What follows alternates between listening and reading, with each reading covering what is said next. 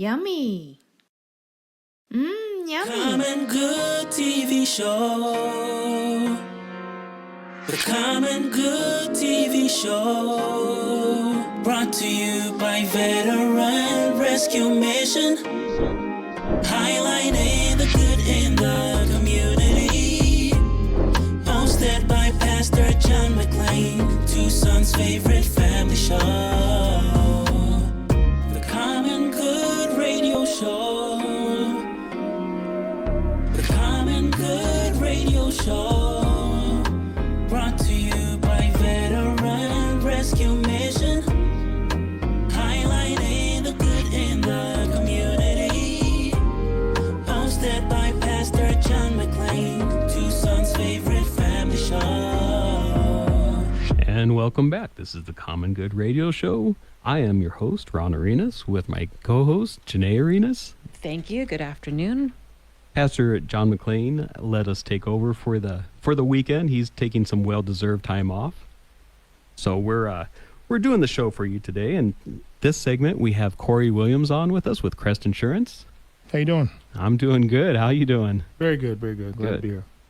So Crest Insurance is a local insurance agency. Can you tell us a little bit more about that?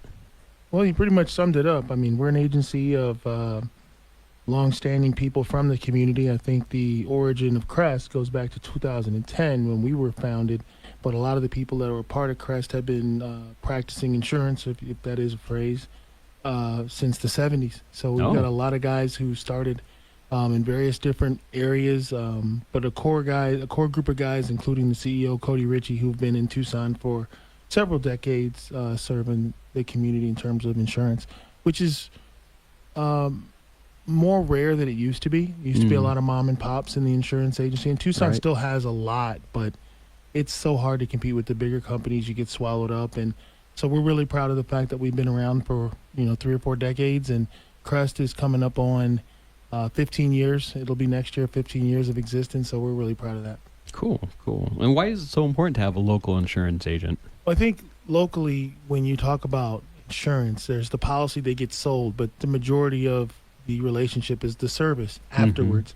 And if you're dealing with people in your community that understand, monsoon season, they understand, hailstorms, they understand the different areas in town and the different coverages you need and the kind of claims that certain regions have because they live here too. Yeah. And we're all part of the same community. So when you have a broker and you're not talking to some national call center where they're just another face and just another number, you're talking to people who live in your same community and understand what you're going through. When you tell someone where you live, they know where you live. Yeah. They can tell you trends. They can understand, home and auto. I mean, Tucson is a complex town in terms of the university and the different areas of town. And you got the military transplants, and you got people who work at Raytheon and people who work at the university, and people need renter's insurance. So the people at our office are from here, and they live here, and they understand whatever person calls in, they've got a good ground. Okay, you just moved here. We know what you need. And that's something you just don't get when you're calling a national carrier where you're just either online or chatting with somebody that could be a bot on a website. Right. Yeah, so if I call you and say, hey, this storm just came through my neighborhood and ripped off my roof, you know what storm we're talking about. No, we know the storm you're talking about. We know what's going on with your neighbors. We know where the floodplains are. We know what type of coverages your neighbors and people in the area carry. Whether it's wildfires and brush and tips and things to keep claims and costs down, trends. I remember back when they were like stealing catalytic converters out of cars and stuff. So we were emailing our customers constantly about changes and things that were going on to keep them informed as to what they're doing. And then honestly, insurance, you're always trying to sell, make money, but sometimes people are adequately covered and there's nothing to sell, and we tell them that. Sometimes people are drastically underinsured, have no idea, and we tell them that. Right. So giving people an honest assessment of their risk and what they're covered for, that's that personal touch that seems to have gotten lost in the last 10, 15 years of the industry. Yeah, definitely. So earlier you talked about, or you mentioned the University of Arizona. And of course, you're very familiar with the University of Arizona because you played basketball there. Yeah, I served my time. I served my time years ago. But Crest is also involved with the university. Yeah, our founder, CEO Cody Ritchie, he attended the University of Arizona, and he's a huge sports fan. So we've always been at the forefront of supporting Wildcat athletics, and had a very close relationship with the coaches for the football program, and obviously supporting the basketball program as well. Mm-hmm. Very nice. So, can you give us a little insight on this NIL? I mean, it's a pretty new. I won't say product. I don't know exactly what to call it, but it's pretty new on the scene. Yeah, because it's totally changed the landscape of collegiate athletics. I think before the college brand was huge. You went to Notre Dame, you went to Duke, you went to Michigan, you went to Arizona, UCLA, because of the history, because of the logo, the name, the prestige, everything that came with that university. Right. And now that kids can earn money for the usage of their name, image, and likeness, now it's as simple as you're paying matchmaker. Which school is going to allow me to earn the most? Because all schools profit off the student athletes in a very direct commercial way. Yeah. Now the student athlete is brought to the table and say, hey, I can do the same thing. The school's still going to be the school, but now the student athlete has the opportunity to go out and monetize their image and their likeness, which I think is completely fair. It makes sense. But the way that it's changed the landscape, now you have kids going to the best financial opportunities. Yeah. And that may not be the best athletic opportunity. And from the coaching side, recruiting has just turned into an arms race. It's a bidding war. Whoever has the most money gets the kids, not whoever has the best coach, whoever has the best fan base, whoever has the best facilities. That goes out the window. It's like, who can put the check in the kid's hand, who can orchestrate the best financial opportunities for that athlete. And so now what you're seeing is the donor base is really being stressed to raise money for NIL. Colleges are having to become creative and create all these different avenues and ways for their athletic programs to earn extra money so that they can compete literally in the open market. It's crazy now. Yeah. I remember probably 10 or 15 years ago, the arms race, if you want to call it that, was facilities. Right. Everyone was trying to up, their game in the facilities. Yeah, I mean, and facilities is huge, because if you get a good deal with your city and you get a bigger arena and you sell more tickets, that money does eventually trickle down to the programs. But or even the weight rooms and where they're going to eat, right, and all that stuff. And that was the thing, because kids would visit 4 or 5 schools, and you don't want to be the school with the 5th best weight room, right, or the school with the 4th best living facilities. Like, these recruiting trips became real showcases for the school, and they poured lots of money into it. Yeah, they did. I know in the Pac-12 that was one of the big things. Arizona was trying to keep up with the Oregons and the Washingtons, and yeah, you have to, because you're selling an experience, and you're hoping that a kid makes a commitment, a 4-year commitment, which it used to be, but now with the transfer portal, it's like a 10-month commitment. But yeah, you're really trying to outdo your neighbors and make sure you can get the kids to say yes and be a part of your athletic program. Yeah. Do you think that they're going to not let them transfer every year like they are right now? Do you think they'll kind of I don't see them back? putting that genie in the bottle. I think now that coaches have always had the ability to leave whenever they want. That's true. And so now players can as well. But what I do think they're going to do next year is bring some of this NIL in-house, so that the schools are now allowed to pay the players directly.